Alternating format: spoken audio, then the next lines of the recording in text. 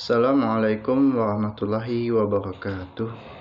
Perkenalkan, nama saya Hamzah, NIM 118111262, mata kuliah pembelajaran fikih, kelas H semester 6. Jadi materi minggu lalu adalah sedekah. Maka hari ini kita akan membahas tentang zakat fitrah.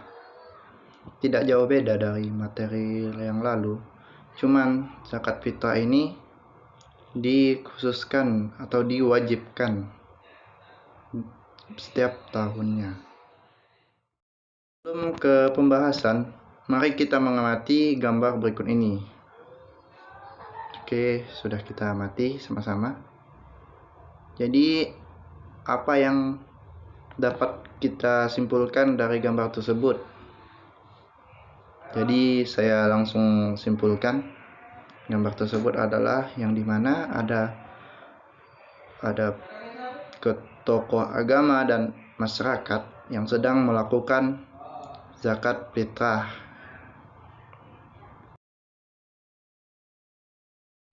Jadi di sini kita akan membahas mata pelajaran fikih dengan tema zakat fitrah untuk kelas 4 MI. Ini kita akan membahas 3 pokok. Yang pertama adalah pengertian zakat fitrah. Yang kedua adalah ketentuan zakat fitrah. Yang ketiga adalah tata cara berzakat fitrah. Pengertian zakat fitrah. Jadi zakat fitrah juga disebut zakat jiwa, yaitu setiap jiwa atau orang yang beragama Islam harus memberikan harta yang berupa makanan pokok kepada orang yang berhak menerimanya dan dikeluarkan pada bulan Ramadan sampai dengan sebelum sholat Idul Fitri pada bulan Syawal.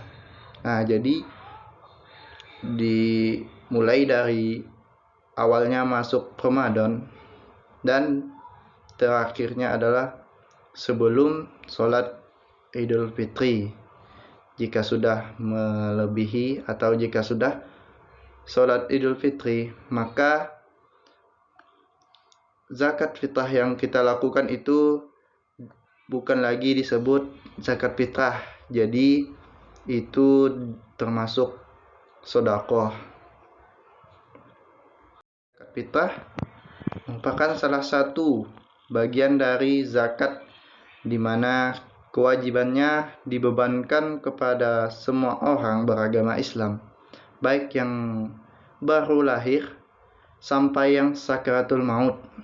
Jadi pas di waktu zakat fitrah itu lahir seseorang, maka bayi tersebut sudah wajib membayar zakat fitrah. Dan begitu pula dengan yang masih sakaratul maut. Jika pada waktu zakat fitrah orang tersebut sudah sakaratul maut, orang tersebut masih wajib membayar zakat fitrah. Zakat fitrah itu adalah semua orang, baik yang kaya, miskin, laki-laki maupun perempuan, tua, muda maupun bayi, semuanya harus membayar zakat fitrah. Jadi mengapa disebut zakat fitrah? Karena fitrah berarti suci, sehingga tujuan kegiatan itu untuk mensucikan jiwa seseorang muslim pada setiap tahunnya. Jadi setelah kita melakukan fitrah, jiwa kita suci. Fitrah berarti suci.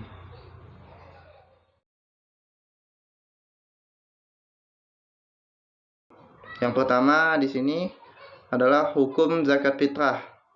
Mengeluarkan zakat fitrah hukumnya wajib bagi setiap orang Islam, baik laki-laki maupun perempuan, merdeka ataupun hamba sahaya. Jadi orang yang berkewajiban membayar zakat fitrah apabila mempunyai kelebihan makanan sehari semalam dalam keluarga itu, yang hidup sejak awal sampai terbenamnya matahari akhir bulan Ramadan.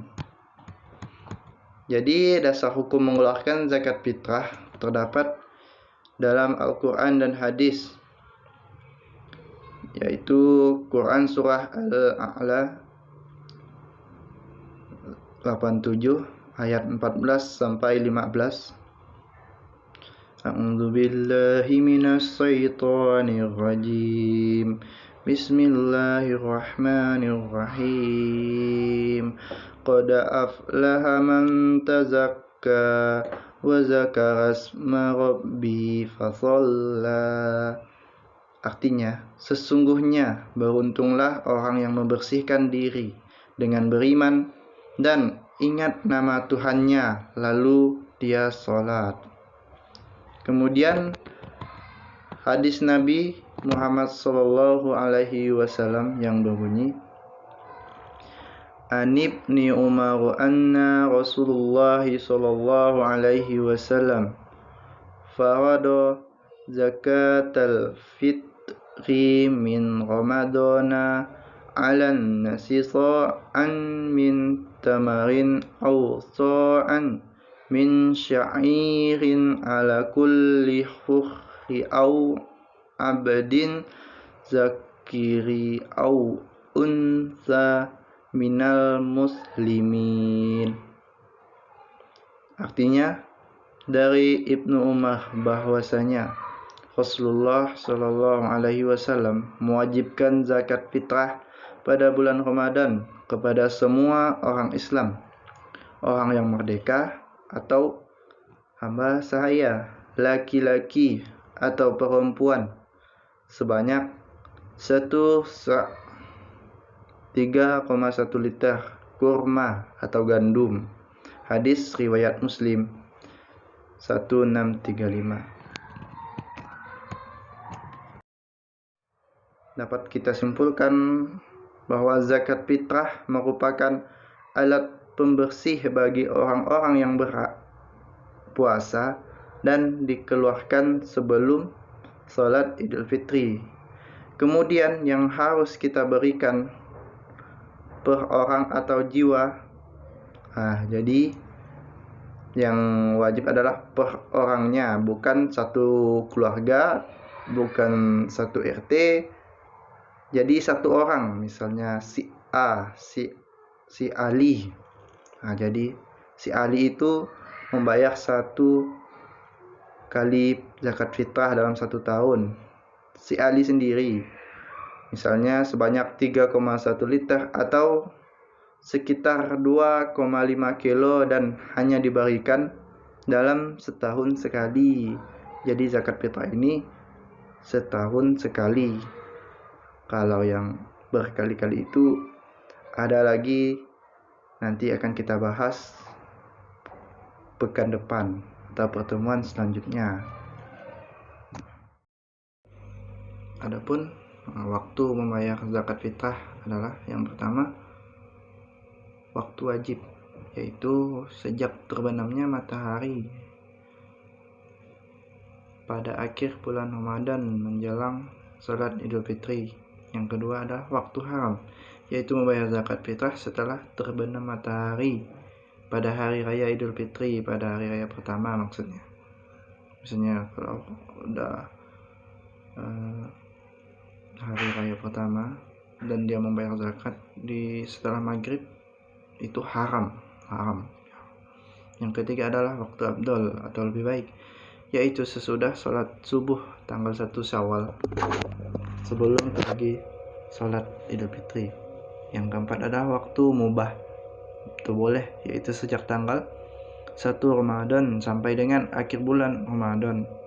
Yang kelima adalah waktu makruh, yaitu sesudah sholat Idul Fitri sebelum terbenamnya matahari pada tanggal 1 Syawal. Jadi setelah Idul Fitri sampai sebelum maghrib itu sudah makruh atau boleh, yang biasanya kita sebut sedekah biasa, jadi tidak termasuk zakat lagi. Yang berkewajiban membayar zakat fitrah, Yang pertama, beragama Islam. Jadi kalau tidak agama Islam itu tidak wajib. Ya, yang kedua yaitu orang tersebut ketika sebelum matahari terbit pada hari raya Idul Fitri masih hidup, atau baru lahir, ataupun masih sakaratul maut. Yang ketiga adalah mampu menafkahi dirinya dan keluarga. Yang keempat adalah orang-orang yang tidak berada di bawah tanggung jawab orang lain, misalnya hamba sahaya misalnya. Yang kelima adalah seorang kepala rumah tangga wajib mengeluarkan zakat fitrah bagi dirinya, istri, anak-anaknya, ibunya, dan orang yang menjadi tanggungannya. Nah, misalnya karyawan, pembantu, dan lain-lain. Yang berhak menerima zakat fitrah. Yang berhak menerima zakat fitrah terdapat 8 golongan seperti yang difirmankan dalam surah At-Taubah ayat 60. A'udzubillahi minasyaitonir rajim. Bismillahirrahmanirrahim. Innamas shadaqatu lil fuqara'i wal masakini wal 'amilina 'alaiha wal 'amilina 'alaiha wal mu'allafati qulubuhum wa fir riqabi wal gharimina wa fi sabilillahi wa badnis sabili faridatan minallah wallahu alimun hakim.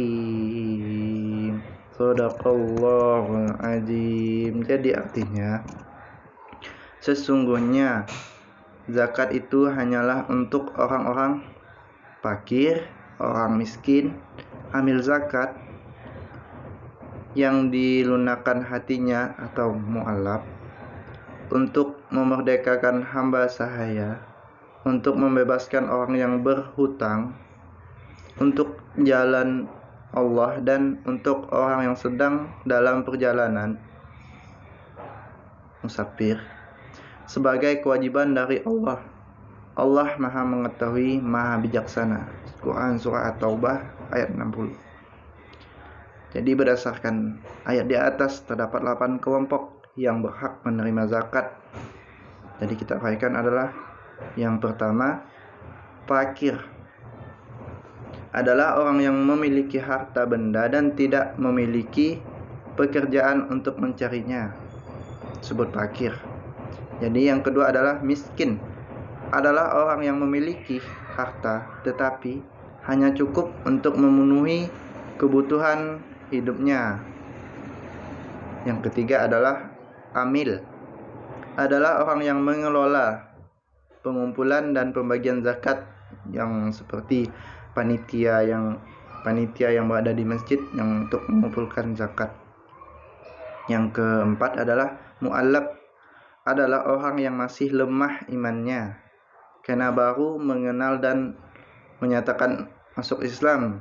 Misalnya orang tersebut baru masuk Islam dan baru belajar, jadi itu disebut mu'allaf. Yang kelima adalah budak atau hamba sahaya. Adalah orang yang memiliki kesempatan untuk merdeka tapi tidak memiliki harta benda untuk menebusnya. Untuk sekarang ini perbudakan semacam itu sudah tidak ada lagi di negara kita. Yang keenam, gharim, yaitu orang yang memiliki hutang banyak sedangkan dia tidak bisa melunasinya. Jadi untuk orang yang punya hutang atau dililit hutang itu bisa meminta, bisa menerima zakat. Yang ketujuh, fisabilillah, adalah orang yang berjuang di jalan Allah sedangkan dalam perjuangannya tidak mendapatkan gaji dari siapapun. fisabilillah. Yang ke-8 atau yang terakhir, Ibnu Sabil, yaitu orang kehabisan bekal dalam perjalanan sehingga sangat membutuhkan bantuan. Jadi ketika orang dalam perjalanan pas waktu penerimaan zakat, jadi dia dibolehkan untuk menerima zakat. Cara memberikan zakat fitrah. Jadi sudah dibicarakan sebelumnya masalah-masalah yang berkaitan dengan apa yang dapat diberikan dari badan zakat fitrah, kapan harus diberikan, dan kepada siapa zakat fitrah tersebut diberikan. Jadi tidak perlu bingung dalam membagikan zakat fitrah ini, karena telah banyak lembaga atau panitia yang menangani masalah ini. Jadi hampir di seluruh masjid bentuk panitia setiap tahunnya untuk mengelola zakat fitrah. Lembaga atau organisasi keagamaan juga turut membantu mengelola zakat dengan membuat panitia seperti Nahdlatul Ulama, Muhammadiyah, Al-Irsyad, dan lain-lain. Adapun tata cara berzakat adalah 1. Kita memilih makanan pokok seperti beras, sagu, jagung. Nah, jadi jika orang tersebut makanan pokoknya beras, jadi dia bisa membayarnya dengan beras, tidak boleh dengan sagu. Nah, jika makanan orang tersebut sagu, maka orang tersebut membayarnya dengan sagu, tidak dengan beras ataupun tidak dengan jagung. Nah, jadi jika orang tersebut makanan pokoknya jagung, jadi dia membayarnya dengan jagung, jadi tidak boleh dengan beras, tidak dengan sagu. Jadi yang makanan pokok tersebut adalah yang terbaik, minimal sama dengan yang biasanya atau yang sedang kita makan. Yang kedua adalah kita takar sesuai dengan ketentuan yang ada, yaitu bila menggunakan takaran literan, maka gunakan ukuran yang standar, tidak terlalu kecil. Kita ambil 3 liter atau lebih. Bila menggunakan timbangan, pastikan timbangannya tepat, tidak berkurang. Kita ambil 2,5 kilo beras. Ketiga, bagi yang mengeluarkan zakat, boleh berdoa dengan niat nawaitu an jazakatal fitri an nafsin fardhol lillahi ta'ala. Artinya adalah saya niat mengeluarkan zakat fitrah untuk diri sendiri, wajib karena Allah Ta'ala. Yang keempat, makanan pokok kita berikan langsung kepada yang berhak atau diserahkan kepada panitia, baik dari masjid atau lainnya. Jadi yang kelima adalah kita serahkan tepat waktu sesuai dengan permintaan panitia, atau kita bagikan sendiri kepada yang berhak pada malam Idul Fitri atau pagi harinya sebelum sholat Idul Fitri. Yang keenam adalah panitia menerima zakat dengan berdoa, ajarakallahu faima a'tayta wa barakallahu bima abqayta wa ja'alana laka tuhura. Jadi artinya, semoga Allah memberikan pahala kepadamu dengan apa yang telah engkau berikan, dan mudah-mudahan Allah memberkahi apa yang masih ada padamu, dan mudah-mudahan Allah menjadikan kesucian bagi kami dan kamu. 7. Panitia bertanggung jawab membagikan kepada yang berhak menerimanya. Nah, jadi yang sudah membentuk panitia, jadi dia tersebut berhak memberikan kepada yang berhak menerima. Mengenai zakat fitrah, yang pertama tadi adalah pengertian zakat fitrah, dan yang kedua ketentuan zakat fitrah, yang ketiga tata cara memberikan zakat fitrah. Jadi dengan video ini semoga kita semua paham dengan apa itu zakat fitrah, apa itu ketentuannya dan tata caranya. Jadi ini adalah sebagai orang Islam, kita wajib mengetahui hal-hal tersebut. Jadi semoga video ini bermanfaat bagi saya pribadi dan kita semua. Saya akhiri. Assalamualaikum warahmatullahi wabarakatuh.